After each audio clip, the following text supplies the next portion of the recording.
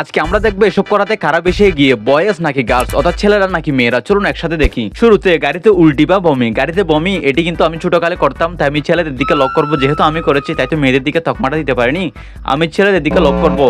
No, মেয়েরা হবে 65% মেয়েরা আর 35% ছেলেরা। 35%-এর মধ্যে আমিও আছি। এরপর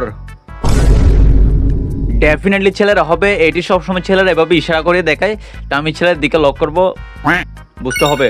ওকে 70% আর মেয়েরা 30%, মেয়েরা কিন্তু কম না ছেলেদের দেখে।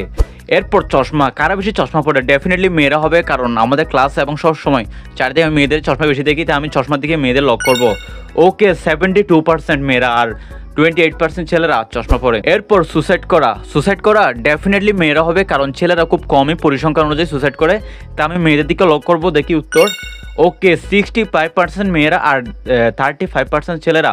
এরপর ডান্সিং বা নাচানাচিতে কারা বেশি গিয়ে, ছেলেরা নাকি মেয়েরা?